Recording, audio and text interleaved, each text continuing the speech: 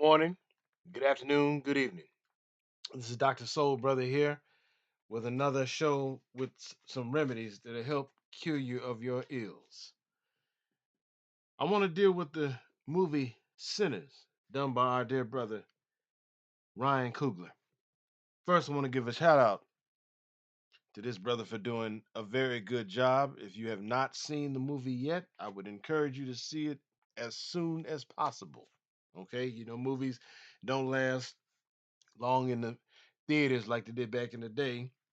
This being a black film and all, that's even more reason to try to see it uh ASAP. And yes, I've seen the movie and I've seen it twice. And I give it two thumbs up. It's an important film for a whole host of reasons. Let me say this. Um the movie Sinners takes place uh in the 1930s, I believe 1932, somewhere there about the Mississippi Delta. One of the things that I appreciate about the film is that it's very authentic. I'm a stickler for authenticity. It goes back to the Great Depression era, and to see our people in that region of the country, the South, it covers so much.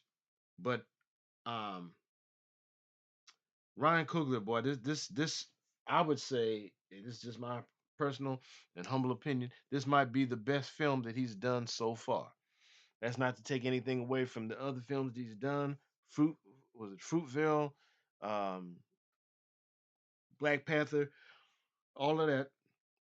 He's a first rate um, filmmaker to be sure. I'm just saying that this film is important because of what the movie was covering, the time period in which it covered, all of that. Um, he does a very good job paying homage to our people in the Deep South, and I'm going to deal with that as I go on. Ryan Coogler is somebody who you can see if you've been watching him since he did the other movies prior.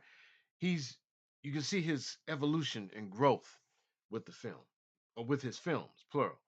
Um, in this film, he dealt a lot with our history and heritage in this country, and that's very important. We were a few years ago, before COVID, actually.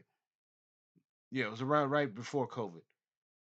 As a community, as a people, we were doing on the right track when it came to getting things together and reclaiming, I guess you could say, when it came to our history and heritage in this country. Um, some of us have, unfortunately, in recent times, against the backdrop of all this political stuff that's been happening, have frankly gone rogue in that regard, um, and gotten away from calling a thing and uh, maintaining and keeping the main thing the main thing. Okay, and that's important. It's important for us to encourage um, each other to embrace our Southern culture. When you look at this film, you see, without spoiling it too much for those who have not seen it, but when you look at this film, and it covers so much. It deals with I said, the rural part there in the Mississippi Delta. It deals with, of course, you can't deal with a film back then without dealing, of course, with racism. Racism, and back then, racism is what I would refer to as suffocating racism in those days. Um, you know, for our folks went through a lot. And mind you, this is less than 100 years after the abolition of slavery. Less than 100 years. Um, so the thing. There's a couple things that I appreciate. One, as I said, the authenticity. The other thing is the music, because when you start talking about the blues, man, I mean the blues, that right there, um, I can't say enough about the blues. I really cannot. And you've got your urban blues, and then you've got your country blues. And when you start talking about country blues, you're talking about people like Robert Johnson, what's my man, Lead Belly, Charlie Patton. In case some of y'all don't know who these folks are, I would encourage you to Google them, look them up, do research, uh, check out books called like Deep Blues. I believe the author's name is Robert Palmer. People like that, you know. Um, and in fact, I have a book. In fact, I have it right here, "The Golden Age of the Blues," and it's by two men, Richard Havers and Richard Evans. And check this out, a bonus: you get a blues disc that goes along with it or comes along with it, and it's got music from the late 1920s till I believe the early 1950s. And it's got people like Howlin' Wolf, Robert Johnson, Muddy Waters, Lightning Hopkins, Elmore James. Remind me to get back to Lightning Hopkins momentarily. But here's the thing. Um, it dealt with the fried catfish. Talking about in the movie that is. Fried catfish. What else? Um, the some of the old school practices that we had in our community and in our culture that has been overlooked and in many ways disrespected. For example, the woman who was the old flame of uh, one of the twin brothers. And by the way, Michael B. Jordan, hey, bro, you did a very good job. You were excellent. And for you to play twins in the movie, come on now. I mean, that's just it. Just show you how technology has just. When I was coming up, we never would have thought we'd see one actor playing twins, but he did it in the movie. But anyway, um, one of the twins was involved with the lady, and who was an old flame of his. And you see some of the stuff that she dealt with in her store. But again, you got to watch the movie. I'm not going to spoil it there. Those are old practices. And the thing that gets me is if some of those practices were seen within an Anglophone or Francophone Caribbean context, or let's say a South American context, say like in Suriname or Brazil, someplace, it would be perceived as exotic and sexy. But unfortunately, because it's associated with, you know, Black America, it's not deemed as such. That right there is another level or layer of Black self hatred. But that's a conversation for another day. Um, Ryan Coogler, one of the things that influenced him, he talks about in interviews I've seen recently, is that his uncle by marriage um, introduced him to the blues. Well, you see, I can relate to that because that was my situation. I had an uncle, may he rest in peace, who married into my family, married my one of my aunties, and he was from Anderson, Alabama. And there were records that he had: Jimmy Reed, Muddy Waters, Howlin' Wolf, John Lee Hooker, folk like that. That's how I got hip to the blues through his record collection. Now, I don't say that to suggest that that's all he had. He had everything else: Aretha Franklin, um, even the staple singers and caravans and the Motown stuff and all of that. But I'm just saying, it was the blues that he was into, and that's what um, I gravitate towards as a child. Well, um, Ryan Coogler is somebody that said I can when I'm listening to him talk about his uncle by marriage who was from Mississippi. Um, I can relate to that. So, and it does cause you to develop an appreciation for that. I mean, it just hits you, man. It just hits you. That's some powerful stuff. And the thing, one of the things that I'm hoping that the rest of y'all will take away from this is love and appreciation for the blues.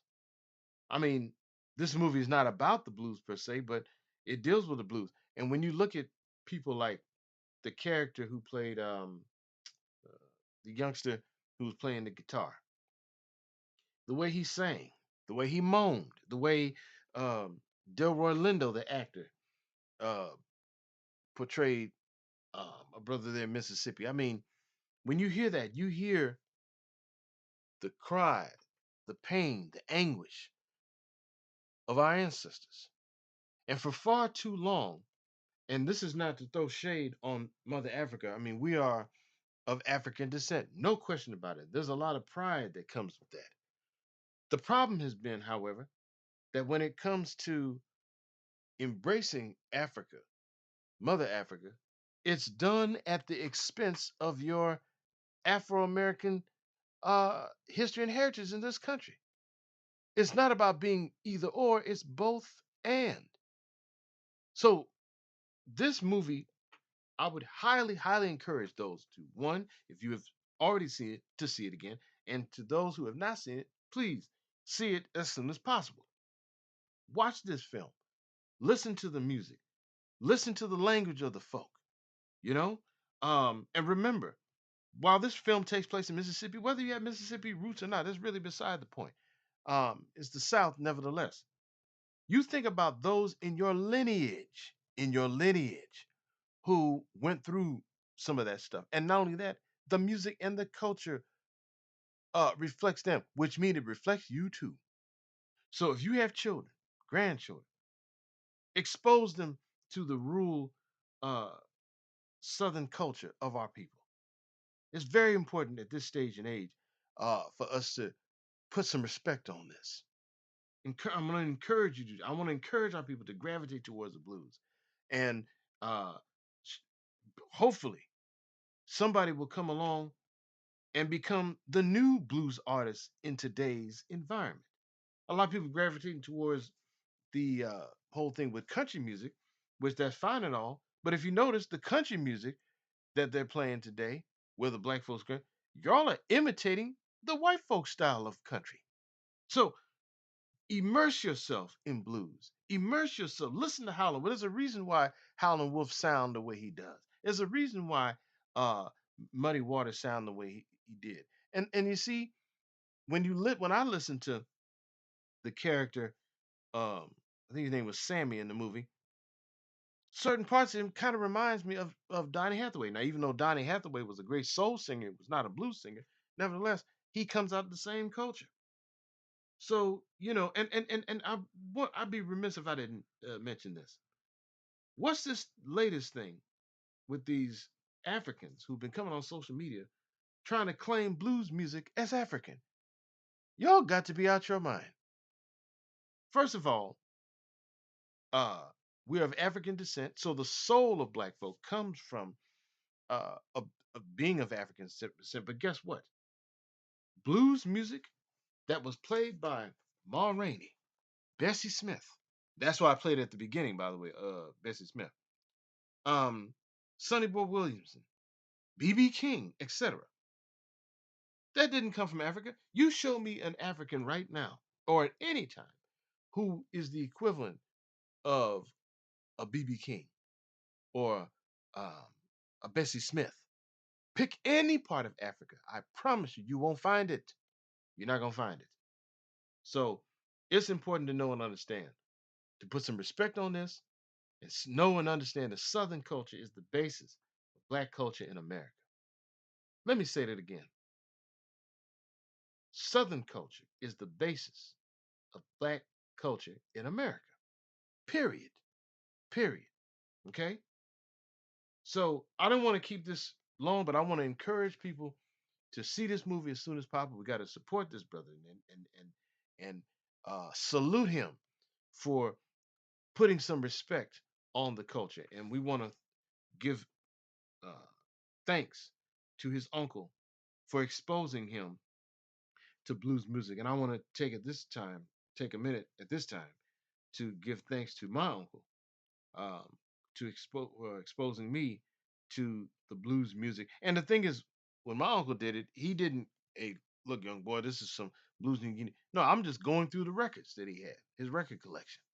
And I gravitated towards the blues. And I've been into the blues ever since. I've been into the blues.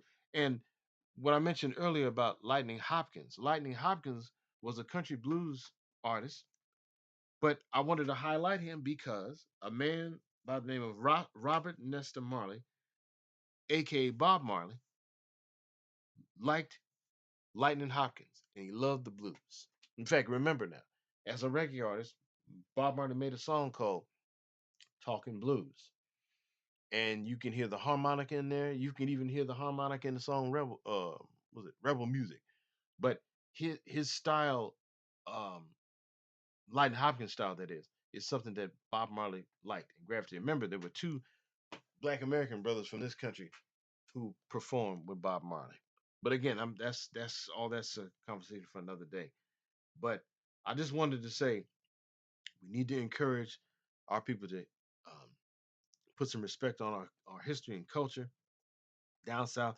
And hopefully, what I'm hoping and would love to see is that this movie encourages and persuades more of our people to invest in the South. Go down south, visit. Um, and if you choose to move there, again, put some respect on it. Don't go down there as some uh, person who has a haughty attitude and outlook and think that you're somehow a cut above those Southern folk. And if that's your attitude, you're a non-Southerner. Then the question I have to ask is, what are you saying about your own kinfolk? Because most black folk who have roots here got roots in the South. So if that's your attitude, what are you saying about those who came before you, be they parents, grandparents, great grandparents, etc., or even just those who were enslaved on the plantation down south? No, don't do that. And if you do that, then you clearly need a tall glass of act right. So I'm gonna end this here. Like I said, I just wanted to hop on real quick and kind of go over this. But please gravitate towards the blues music. We need more of our people doing blues, and that's important. And also we need to embrace our Southern culture, be it the food, be it the music, the customs, etc. And even excuse me, even the way we talk. You know, there's certain uh, I mean, people who are from Chicago, a lot of them, they just up south Negroes. That's all. That's all it is. I mean, uh, uh, because there's a lot of people who moved to Chicago who were from where? Mississippi. So with that, Dr. Soul Brothers is gonna end it and hit the like button, hit the subscribe button. Love to read your comments. As long as they're respectful, we good. You disrespect me on this channel, I'm blocking you. Simple as that. So until the next time, God bless.